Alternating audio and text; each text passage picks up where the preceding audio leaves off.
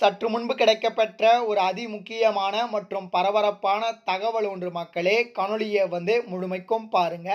நேற்று தாவேகாவின் பொதுக்குழு கூட்டம் நடைபெற்றது. அதில் விஜய் அவர்கள் பார்த்தீங்கன்னா கடுமையாக ஏடிஎம்கேவை பார்த்தீங்கன்னா விமர்சித்திருக்கிறார். விமர்சித்தார் அப்படின்றத சொல்கிறத விட கிழித்து எறிந்து விட்டார் அப்படின்னே சொல்லலாம்.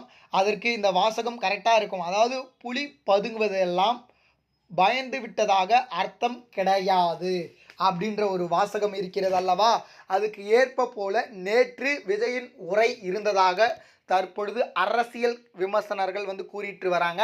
இதை பற்றி தான் இந்த காணொலியில் பார்க்க போகிறோம். காணொலிக்குள் போவதற்கு முன்பு இது போல அரசியல் சார்ந்த உண்மை நிலவரங்களை நீங்கள் உடனுக்குடனே தெரிஞ்சுக்கணும்னு நினச்சிங்கன்னா நம்ம சேனலை மறக்காமல் சப்ஸ்கிரைப் பண்ணிட்டு பக்கத்தில் இருக்கக்கூடிய பெல் பட்டனை ஆலில் செட் பண்ணி வச்சுக்கோங்க. இப்போ வாங்க வீடியோக்குள்ளே போயிடலாம். அதாவது குறிப்பாக நேற்று மாமல்லபுரத்தில் பார்த்தீங்கன்னா தாவேகா தலைமையிலான பொதுக்குழு கூட்டம் நடைபெற்றது.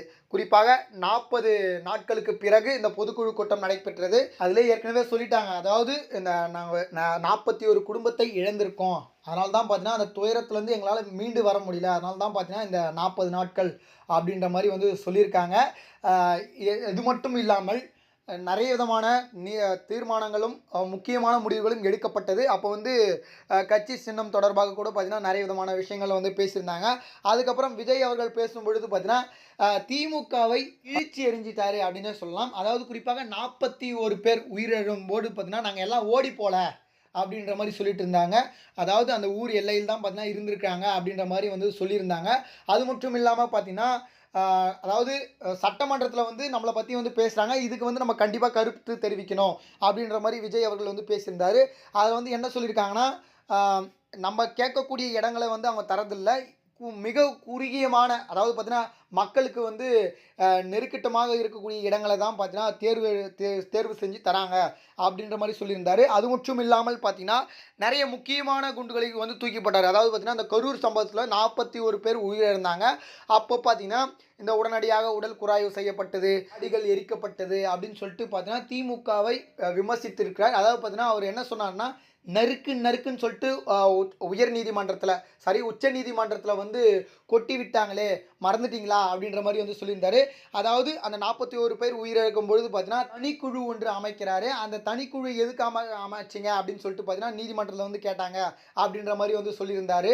அதுக்கப்புறம் பார்த்தீங்கன்னா உடனடியாக இந்த வழக்கை விசாரிப்பதற்கான காரணம் என்ன அப்படின்ற மாதிரியும் திமுகவை பார்த்து நீதிமன்றத்தில் நீதிபதி கேட்டாங்க அப்படின்ற மாதிரி சொன்னாங்க. அதுக்கப்புறம் பார்த்தீங்கன்னா உடனடியாக பார்த்தீங்கன்னா எப்படி உடல் குறாய்வு செஞ்சீங்க, அதுக்கான பெஞ்சஸ் எல்லாம் இருந்துச்சா அப்படின்ற மாதிரியும் கேட்டாங்க அப்படின்னு சொல்லிட்டு பார்த்தீங்கன்னா அதாவது தலையில் நறுக்குன்னு கொட்டின மாதிரி பார்த்தீங்கன்னா நீதிமன்றத்தில் கேள்விகள் கேட்கப்பட்டது. அதில் எந்த ஒரு பதிலும் சொல்ல முடியாமல் திமுகவுடைய வக்கீலுங்களாம் பார்த்தீங்கன்னா நீதிமன்றத்தில் அப்படியே சிலை போல நின்றதாக விஜய் அவர்கள் சொல்லியிருக்கிறாரு. அதாவது திமுகவை சாடி நிறைய விதமான தகவலை பேசியிருந்தார். இந்த ஒரு சூழ்நிலையில் பார்த்தீங்கன்னா 2 கட்சிக்கு நடுவில் தான் போட்டி அப்படின்ற மாதிரியான ஒரு வாசகத்தையும் சொன்னார். ஒன்று டிஎம்கே, இன்னொன்று டிவிகே அப்படின்ற மாதிரியும் சொன்னார். இது தொடர்பாக இன்னும் நான் நிறைய வீடியோ பார்ப்போம். நம்ம சேனலுக்கு நீங்கள் இப்போ தான் வந்திருக்கீங்கன்னா மறக்காமல் நம்ம சேனலை சப்ஸ்கிரைப் பண்ணுங்கள். நன்றி. அடுத்தடுத்த வீடியோவில் சந்திப்போம். நன்றி, வணக்கம்.